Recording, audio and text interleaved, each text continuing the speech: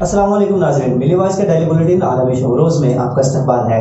میں عبدالوہاب۔ ناظرین، آج کی اہم عالمی اسلامی خبروں سے قبل جان لیتے ہیں آج کی اہم سرخیاں۔ طالبان کی امریکہ کو وارننگ، کہا دوحہ معاہدے پر رہے قائم اور جلد چھوڑے افغانستان۔ اسرائیل کو پھر مہنگی پڑی جاسوسی، ایک مہینے میں چوتھا ڈرون فلسطین نے تباہ کیا۔ 13 شہریوں کی ہلاکت کے بعد ترکی میں 718 مشتبہ افراد گرفتار، خود باغیوں پر واردات کا ہے الزام۔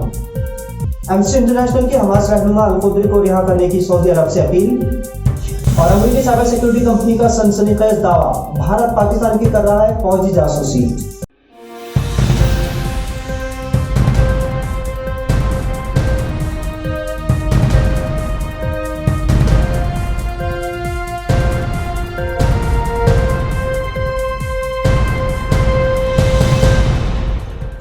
خبریں تفصیل سے۔ امریکہ کے معاہدہ شکنی کے بعد طالبان نے امریکہ کو اپنی افواج افغانستان سے نکالنے کو کہا ہے۔ طالبانی رہنما ملا عبدالغنی برادر نے ایک کھلے خط میں امریکہ پر دوحہ معاہدے پر پابند رہنے پر زور دیتے ہوئے نصیحت کی کہ وہ افغانستان سے اپنی فوجیں واپس بلا لے۔ انہوں نے کہا کہ گزشتہ 19 سالوں میں امریکہ کی افغانستان میں ناکام کوششوں نے یہ ثابت کر دیا ہے کہ افغانستان کے معاملات طاقت کے استعمال یا فوجی حکمت عملی کے ذریعے نہیں حل ہو سکتے، بلکہ امن، سلامتی اور اسلامی حکومت کا خاتمہ افغانوں کے ذریعے اور افغانی رہنماؤں کے آپسی مذاکرات کے ذریعے ہی کیا جا سکتا ہے۔ اسرائیلی شرمگیزی کو منہ توڑ جواب دیتے ہوئے فلسطین میں مزید ایک اسرائیلی ڈرون کو اپنے قبضے میں کر لیا گیا ہے۔ فلسطینی مزاحمتی گروپ نے غزہ پٹی میں اسرائیلی جاسوسی ڈرون کو گرا دیا ہے۔ ایک ماہ کے وقفے میں اسرائیل کے جاسوسی ڈرون کو تباہ کرنے کا یہ چوتھا معاملہ ہے۔ مرکز اطلاعات فلسطین نے اسرائیلی خبروں کے حوالے سے بتایا کہ غزہ پٹی کے شمالی حصے میں فلسطین فورسز نے بغیر پائلٹ کے فضائی وہیکل کو گرا کر اپنے کنٹرول میں کر لیا ہے۔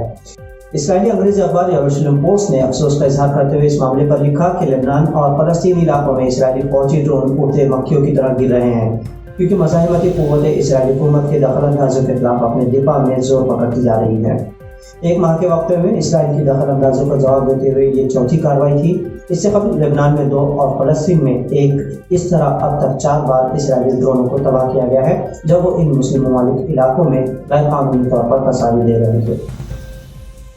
افغانی سرحد پر 13 نہتے ترک شہریوں کی ہلاکت کے بعد ترکی میں دہشت گرد تنظیم PKK سے تعلق رکھنے والے 718 مشتبہ افراد کو گرفتار کیا گیا ہے۔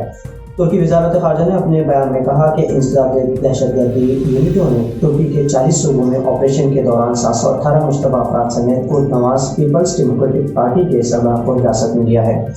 معصوم شہریوں کے قتل میں ملوث 2 دہشت گردوں کو گرفتار کرنے کے بعد یہ کارروائی انجام دی گئی۔ ترک حکومت طویل عرصے سے اس پارٹی پر دہشت گردوں سے روابط کا الزام لگاتی آئی ہے، کیونکہ یہ پارٹی پچھلے 35 سالوں سے ایک خود مختار قدس خطے کا مطالبہ کر رہی ہے۔ عراق کے شمالی علاقے دارا میں ایک غار میں PKK دہشت گردوں کے ذریعے 13 ترک شہریوں کو پھانسی دی گئی تھی، اور ترکش وزارت خارجہ کے مطابق ترک فوج کو غار کی تلاشی کے دوران 13 مغوی شہریوں کی لاشیں ملی تھی، جس میں سے 12 بے گناہ اور 69 شہریوں کے سر میں گولی مار کر انہیں شہید کیا گیا تھا۔ ایمنسٹی انٹرنیشنل نے سعودی حکام سے مطالبہ کیا ہے کہ وہ فلسطینی تنظیم حماس کے رہنما ڈاکٹر محمد القدری اور ان کے بیٹے کو رہا کر دے۔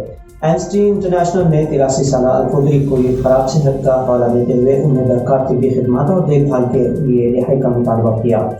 حقوق انسانی کے لیے فعال تنظیم کا کہنا ہے کہ سعودی عرب نے القدری کو سال 2019 میں علاج کے دوران بغیر کسی الزام کے ان کے بیٹے کے ساتھ گرفتار کیا تھا۔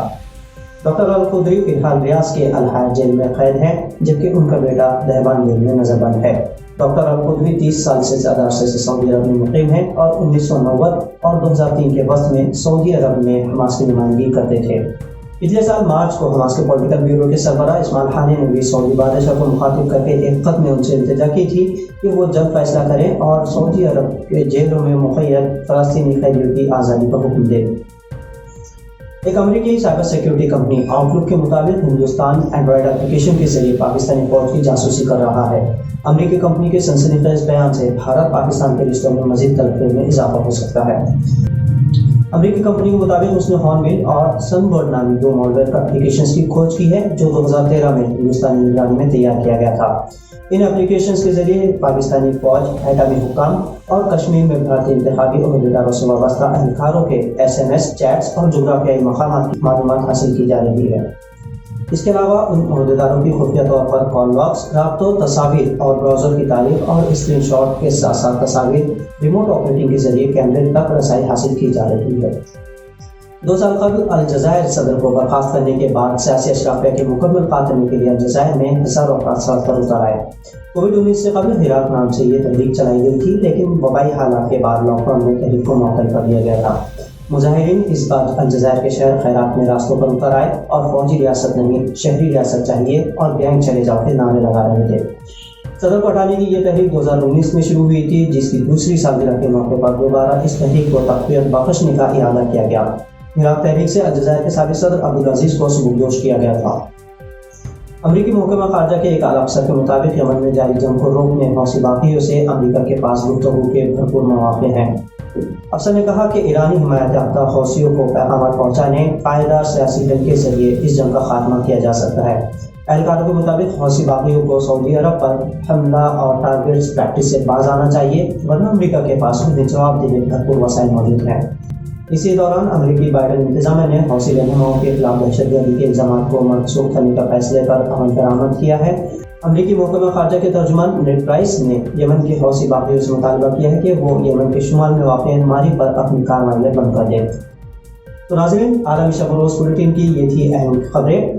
تجزیوں اور خبروں کے لیے میری وائس کو فیس بک، یوٹیوب سمیت دیگر سوشل میڈیا پلیٹ فارمز پر فالو اور سبسکرائب کر سکتے ہیں۔ بلیٹن سے متعلق آپ کی تجاویز اور رائے ہمارے لیے اہم ہے۔ عبدالوہاب کو اجازت دیجیے، اللہ حافظ۔